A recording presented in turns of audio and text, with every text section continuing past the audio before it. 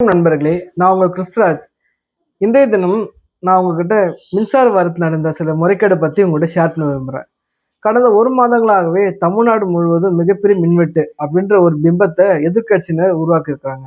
இந்த மின்வெட்டுக்கு முக்கியமான காரணம் என்னவென்றால், சில வேண்டுமென்றே ஃபியூஸ் கேரியர் திருட்டு போகிறது, இன்னும் சில வேண்டுமென்றே டிரான்ஸ்ஃபார்மரை சேதப்படுறது, இன்னும் சில வேண்டுமென்றே சென்று மின்சார ஊழியர்களை மிரட்டி வேண்டுமென்றே மின்தடை ஏற்படுது. இதான் 3 முக்கியமான காரணம். உங்ககிட்ட எலக்ட்ரிசிட்டி டிபார்ட்மெண்ட் அந்த சில முறைகேடு பற்றி உங்கள்கிட்ட ஷேர் பண்ண விரும்புகிறேன். குறிப்பாக 2012 2016 வரைக்கும் நம்ம தமிழ்நாடு அரசின் டான்ஜெட்கோ 1.2 கோடி மெட்ரிக் டன் நிலக்கரியை இந்தோனேஷியா நாட்டிலேருந்து கொள்முதல் பண்ணியிருக்காங்க. ஆக்சுவலாக என்னன்னா, நம்ம தமிழ்நாடு மின்சார வாரியம் கொள்முதல் பண்ணுற நிலக்கரியுடைய வேல்யூ என்னன்னா, அதாவது 6000 KCL. அதான் நம்ம பாரம்பரியமாக நம்ம கொள்முதல் பண்ணுறோம்.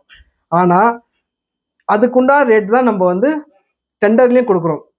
டெண்டர் எடுத்தவங்க என்ன பண்ணாங்கன்னா, 6000 கேசி நிலக்கரியை நம்மளுக்கு கொடுக்கறதுக்கு பதிலாக 3500 கேசி நிலக்கரியை நம்மளுக்கு கொடுத்துருக்காங்க. இதனால நம்மளுக்கு என்னன்னா, கிட்டத்தட்ட 4000 கோடி நஷ்டம் மின்சார வாரியத்துக்கு. நீங்கள் ஒன்று கேட்கலாம், சரி 6000 கேசிகளுக்கும் 3500 கேசிகளுக்கும் என்ன வித்தியாசம்? ஆக்சுவலாக என்னன்னா, நீங்கள் 6000 கேசி நிலக்கரி வச்சுட்டு 1 கிலோ 6000 கேசி நிலக்கரி வச்சு நீங்கள் 2.1 யூனிட் மின்சாரம் தான் நீங்கள் உற்பத்தி பண்ண முடியும். இதுவே நீங்கள் 3500 கேசி நிலக்கரி வச்சுருந்தீங்கன்னா நீங்கள் 1.2 யூனிட் மின்சாரம் தான் உற்பத்தி பண்ண முடியும். அதாவது கிட்டத்தட்ட 1 யூனிட் மின்சாரம் 1 கிலோக்கே நமக்கு தட்டுப்பாடு இருக்குது. அப்போ நீங்கள் 1.2 கோடி மெட்ரிக் டன்னுக்கு நீங்கள் யோசிச்சு பாருங்க. இதனால மின்சார வாரியத்துக்கு கிட்டத்தட்ட 3000 முதல் 4000 கோடி ரூபாய் நஷ்டமா இருக்குதுன்ட்டு நமது அறப்போர் இயக்கம் குற்றம் சாட்டியிருக்காங்க. CAG competitive auditor general of India, CAG மத்திய அரசோட ஆடிட்டர், அவங்க சொல்லியிருக்காங்கன்னா, டான்ஜெட்கோ சில தரமற்ற நிலக்கரியை இங்கே இம்போர்ட் பண்ணியிருக்காங்க, வாங்கியிருக்காங்க. அதில் அவங்க சில ஃபேக் சர்டிஃபிகேட் கொடுத்துருக்காங்க. நாங்கள் ரேண்டமாக செக் பண்ணுறப்போ கிட்டத்தட்ட 2400 கோடி ரூபாய் இதில் முறைகேடு நடந்திருக்குது, நாங்கள் கண்டுபிடிச்சிருக்கோம் அப்படின்றாங்க. இது ஒரு விதமான ஊழல். இதனால் என்ன ஆயிடுச்சுன்னா, தமிழக மின்சார வாரியத்துக்கு கிட்டத்தட்ட 4000 கோடி ரூபாய் நஷ்டம் ஆயிடுச்சு.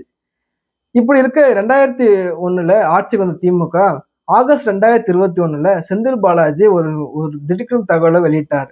என்னன்னா, கிட்டத்தட்ட 2.38 லட்சம் ரூபாய் 2.32 லட்சம் நிலக்கரியை காணோன்னு சொன்னார். ஆக்சுவலாக அது உண்மையே காணோம் இல்லை. அது என்னன்னா, இந்த தரமற்ற நிலக்கரியை நம்ம கொள்முதல் பண்றதால நமக்கு ஷார்ட்டேஜ் வந்துச்சுல, அந்த ஷார்ட்டேஜை நம்ம அரைக்கிறதுக்காக அவர் ஏற்படுத்தின இந்த ஒரு பொய்யான தகவல் தான் இது. கிட்டத்தட்ட இதனால நமது மின்சார வாரியம் மிகப்பெரிய இழப்பு ஏற்பட்டிருக்குது. அடுத்தது இப்போ லேட்டஸ்ட் என்னன்னா, 2001 2023 வரைக்கும் நம்ம 45,800 டிரான்ஸ்ஃபார்மர் நம்ம பர்ச்சேஸ் பண்ணியிருக்கோம். இதுலேயே கிட்டத்தட்ட 397 கோடி ரூபாய் ஊழல் நடந்துச்சுன்று சிபிஐ வழக்கு தொடர்ந்திருக்காங்க. கிட்டத்தட்ட அறப்போர் இயக்கம் ஒரு தகவல் வெளியிட்டிருக்காங்க. என்னன்னா, இந்த 5 வருடத்துல மின்சார வாரிய கொள்முதல் பண்ற நிலக்கரியில மூலியமாக 25% ஊழல் நடந்திருக்கு அப்படின்னு இவங்க குற்றம் சாட்டியிருக்காங்க. இப்போ லேட்டஸ்டா என்ன இருக்குன்னா, ஹிடன்பர்க்ன்ற ஒரு ரிசர்ச் அவங்க என்ன சொல்லியிருக்காங்கன்னா, 2012 2016 வரைக்கும் டான்ஜெட்கோ இம்போர்ட் பண்ண 2.44 கோடி மெட்ரிக் டன் நிலக்கரியில கிட்டத்தட்ட 50% ஊழல் நடக்குது அப்படின்ட்டு ஹிடன்பர்க் ரிப்போர்ட் சொல்லியிருக்காங்க. இதே சிஏஜி ரிப்போர்ட் என்ன சொல்லியிருக்குன்னா, 2400 கோடி ரூபாய் ஊழல் நடந்திருக்குன்ட்டு. இந்த அறப்போர் இயக்கம் என்ன சொல்லியிருக்குன்னா, 3000 கோடி ரூபாய் ஊழல் நடந்திருக்குது. ஸோ அப்ராக்சிமேட் நீங்கள் கால்குலேட் பண்ணி பார்த்தா கூட கிட்டத்தட்ட 3000 4000 கோடி ரூபாய் மின்சார வாரியத்துக்கு நஷ்டம். இந்த நஷ்டத்தை ஈடுகட்டுறதுக்காக தான் நமது தலைமையில மின் கட்டண உயர்வை அரசாங்கம் திணிச்சிருக்குது. அடுத்தது இன்னொன்று என்னன்னா, இப்போ லேட்டஸ்டா ஒரு நியூஸ் வந்திருக்கு. என்னன்னா, தமிழ்நாடு மின்வாரிய டான்ஜெட் ஆஃபீஸ்ல கிட்டத்தட்ட 18 ஹார்ட் டிஸ்க் காணாம போயிடுச்சுட்டு. இந்த 18 ஹார்ட் டிஸ்க் எந்த டிபார்ட்மெண்ட் காணாம போயிடுச்சுன்னா, ப்ரொக்யூர்மெண்ட் டீம், அதாவது மெட்டீரியல் டீம் தான் ப்ரொக்யூர்மெண்ட் டெண்டரும் அலாட் பண்ற டீம்.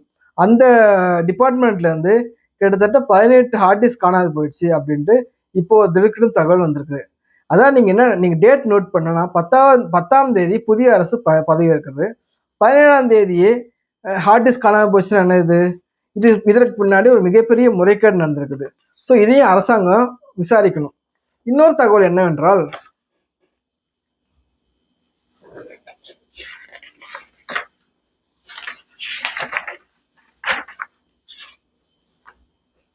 கடந்த ஜூன் மாதம் 2020 அதானி குரூப் வந்து எஸ்சிசி, அதாவது சென்ட்ரல் கவர்மெண்ட்டோடைய சோலார் எனர்ஜி கார்பரேஷன் கூட ஒரு அக்ரிமெண்ட் போட்டிருக்காங்க.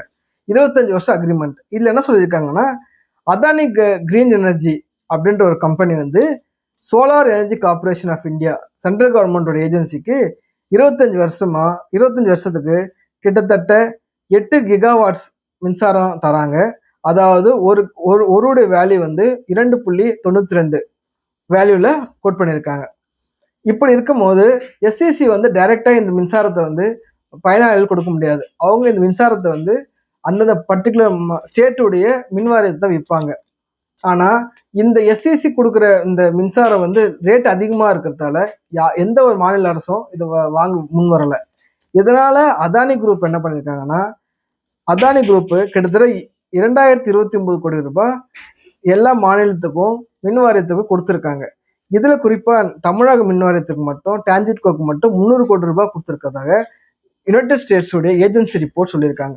ஸோ இந்த மின்சார வாரியத்தில் எடுத்திங்கன்னா எதை தொட்டாலும் ஊழல், எதை தொட்டாலும் முறைகேடு. இதனால் மக்கள் தான் பாதிப்படைகிறாங்க. எனவே நான் தமிழக அரசு கேட்டுக்கொள்ள என்னவென்றால், முறையாக விசாரணை நடத்தி குற்றம் யார் மீது நிரூபிக்கப்பட்டாலும் அவர்கள் மீது கடுமையான நடவடிக்கை எடுக்கணும் அப்படின்ட்டு நான் உங்களுக்கு கேட்டுக்கொண்டு விடைபெறுகிறேன். நன்றி, வணக்கம்.